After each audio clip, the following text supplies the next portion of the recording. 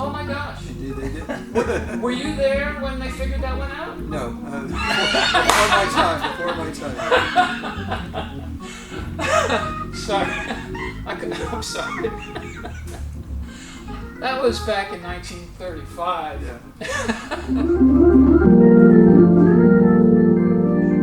Brenda, hold on, because I love the Keyboard Exchange theme song. Come on. Keyboard Exchange International.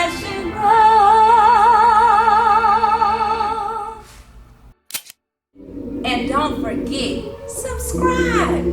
That way you'll always know what we have going on. Hi folks, Jim here from Keyboard Exchange International, where we're going to go over some technical stuff today, as well as introducing our newest team member. Say hello to Grant. Let's have a round of applause from everybody that's here today. Hey, Grant. Thank you to the audience for that round of applause. Appreciate it. So, yeah, we're real happy that Grant is here with us. And Grant, welcome. Thank you very much. Great to be here. Grant's been working with us here for several weeks, and we've determined that he's definitely somebody that we want to stick with us. He's got a lot of interesting background as a professional saxophone player touring the world on a cruise ship.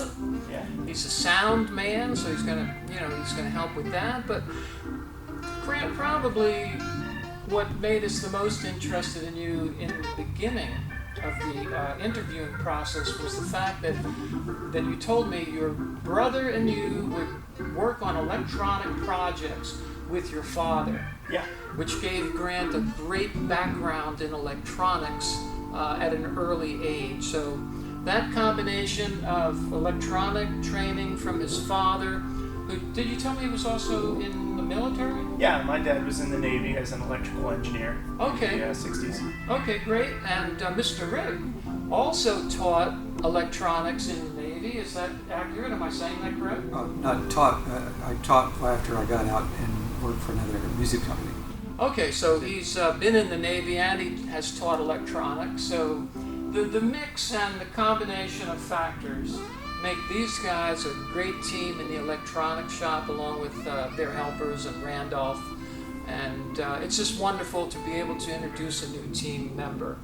Now today what we're going to do is give you an example of what the Hammond Technical Manual says we should do if you're playing a note on the Hammond organ and it's not giving a full response. And the first thing they recommend is hit that note that's not giving you all that's supposed to give you about 25 times. Trilling, I think is the term you use. I say just hit it harder than you would normally. And this problem comes up often for us because some of the instruments we buy have literally been in storage, unused in people's living rooms. We could get an organ in here that hasn't been played for 10 or 20 years sometimes, which, is not really the best thing for an organ. So first thing we do when we get it off the truck is oil it, and then we start testing it and so forth. But it's common to find a few notes that aren't giving us 100%. Now, if that step, which is 1 out of 3 steps, the first step is trill it, hit a little harder. If it's just a few notes, that's good. Playing the organ is actually the cure for that problem. So that's kind of cool in itself. But the factory engineered into the organ methods to clean the contacts. Oh my gosh. Indeed they did. Were you there when they figured that one out? No, before my time. Sorry. I'm sorry. That was back in 1935. Yeah. Yeah, I'm not that old. I'm so sorry. That's gotta make it to YouTube. We're gonna have to take a break because Rick's phone is ringing. Everything that could go wrong. So, Rick, tell the good folks. Rick wasn't really there in 1935, and that was a poor example of humor. I'm so sorry. to be laughing at my own joke. I get accused of doing that, but Rick and I are like brothers. He's not really my grandfather. I'm sorry. Take over, Rick. Take over for me. Talk about cleaning the contacts. And on that note, we're going to explain the second method that the factory has supply in the organ here, and that is to shift the bus bars. There's a bolt back here.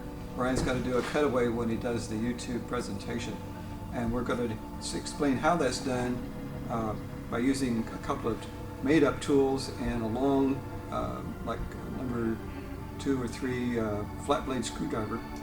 And what we're going to do is we're going to give these 2 to Grant, and he's going to place those over the keys so that he's holding down a group of keys.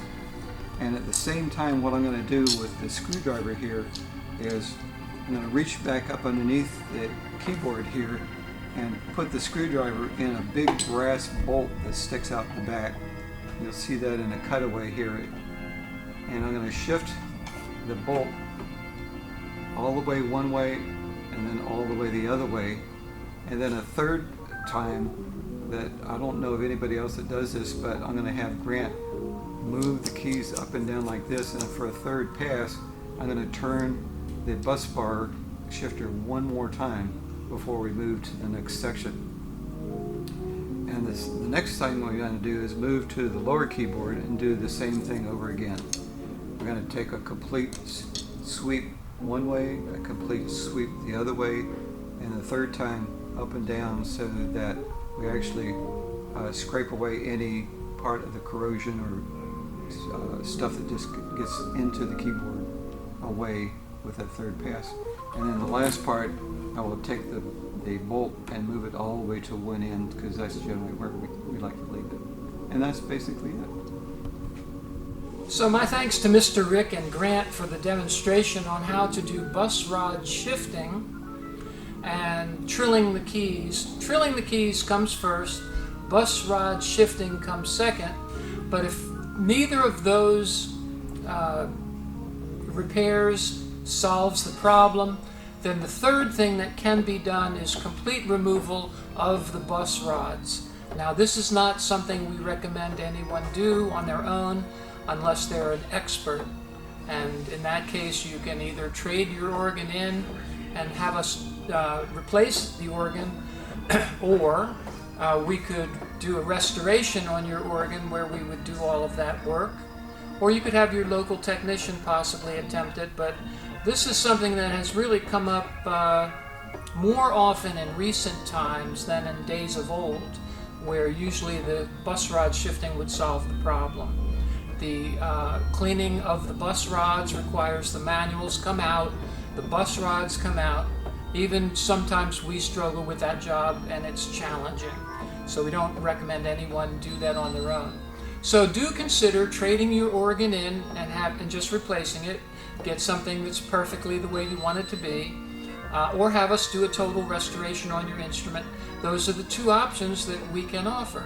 I thank you for your time and attention, and today we're at Keyboard Exchange going over some technical stuff, introducing a new team member, and having a few laughs at each other's expense. Thank you.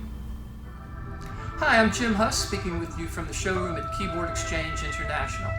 We'd like to thank all of you who have helped us grow our business for the past 51 years, and it is our intent to find good homes for all the instruments we have gathered from all over the United States. Thank you to the families that have preserved the instruments and then sold them to us, knowing that we would find good homes for them.